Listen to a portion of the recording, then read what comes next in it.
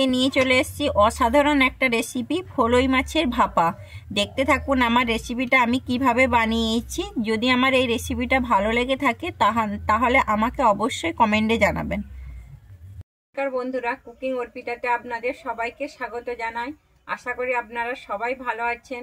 আমি আজকে বানাচ্ছি ফলই মাছের ভাপা।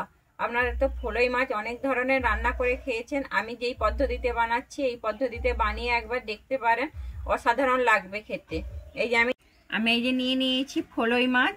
এই যে দেখুন কত বড় বড় ফলই মাছ। আমি মাছটাকে এবারে কেটে নেব।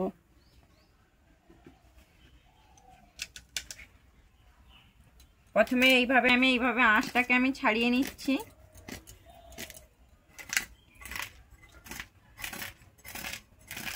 ফলই মাছের আঁশ কিন্তু খুবই শক্ত হয়।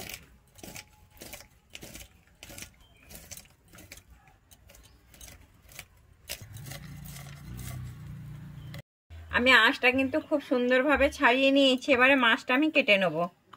ফলই মাছ কিন্তু খেতে খুবই ভালো লাগে। কাঁটার জন্য অনেকে হয়তো পছন্দ করে না, কিন্তু খুবই টেস্টি মাছ ফলই মাছ। আমি এই যে মুখটা কেটে দিচ্ছি। ফলই মাছের ছোট ছোট দাঁত থাকে, তাই জন্য আমি মুখটা এরকম ভাবে কেটে বাদ দিয়ে দেবো। এরপরে মাছটাকে আমি কেটে নেব।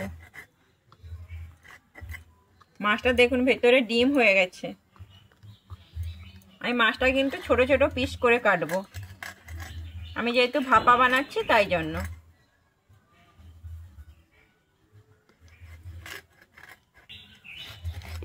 এই যে দেখুন এইভাবে আমি ছোট ছোট পিস করব।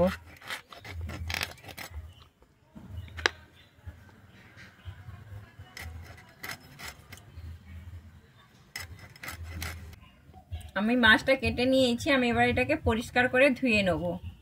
পরিষ্কার করে ধুয়ে নিয়েছি। আমি মাছের মধ্যে এবারে দিয়ে দিচ্ছি পরিমাণ মতো লবণ, আর দিচ্ছি আমি হলুদ দিয়ে মাছটা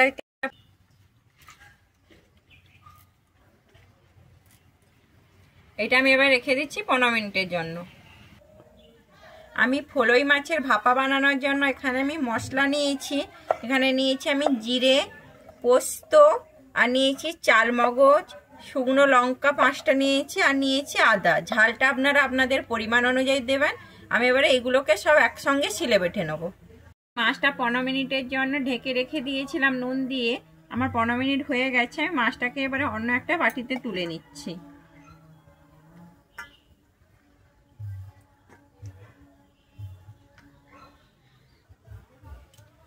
আমি তারপরে মাছটার মধ্যে সমস্ত মশলাগুলো দিয়ে দিচ্ছি। আমি যে বেটে নিয়েছিলাম মশলাটা দিয়ে দিচ্ছি। আমি এরপরে এখানে রঙের জন্য দিচ্ছি আমি কাশ্মীরি লঙ্কার গুঁড়ো। আমি তারপরে একটু হলুদ দিয়ে দেবো। আমি মাছে তো আগে হলুদ মাখিয়ে নিয়েছিলাম, তাও আমি অল্প একটু হলুদ দিয়ে দিচ্ছি। আর দিচ্ছি আমি লবণ।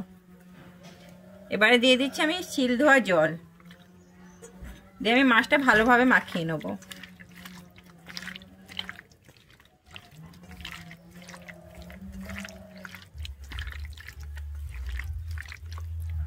আমি এরপরে দিয়ে দিচ্ছি এখানে সর্ষের তেল। এটাতে কিন্তু তেলটা একটু বেশি লাগে, তাই জন্য আমি তেলটা একটু বেশিই দিচ্ছি।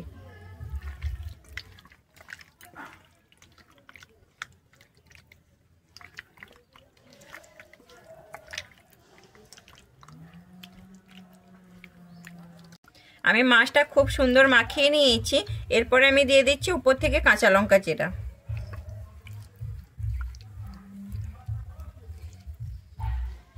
আমি এবারে এটাকে 10 মিনিটের জন্য ঢেকে রেখে দেবো। কড়া বসিয়ে দিয়েছি। আমার কড়াইটা গরম হয়ে গেছে। আমি কড়াইতে কোনো কিছু আর তেল দিচ্ছি না। আমি এরপরে দিয়ে দিচ্ছি এই মাখিয়ে রাখা মাছটা।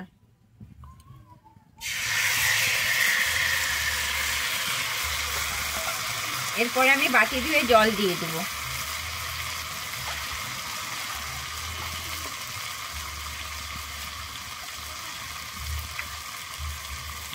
জলটা আপনারা আপনাদের পরিমাণ অনুযায়ী দেবেন।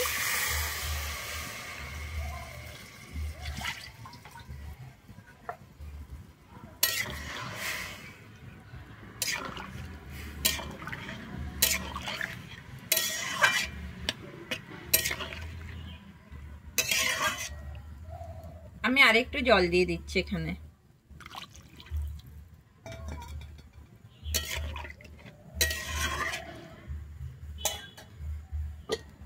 এবারে আমি এটাকে ঢেকে দিচ্ছি 15 থেকে 20 মিনিটের জন্য এটাকে ঢেকে দিচ্ছি, হালকা আঁচে আমি হতে দেবো। আমার 20 মিনিট হয়ে গেছে, আমি ঢাকনাটা খুলে দেখে নিচ্ছি। আমার ভাপাটা কিন্তু খুব সুন্দর হয়েছে, আমি যে জলটা দিয়েছিলাম পুরো একদম মাখো মাখো হয়ে গেছে। এরপরে আমি উপর দিয়ে দিচ্ছি একটু ধনেপাতা কুচি।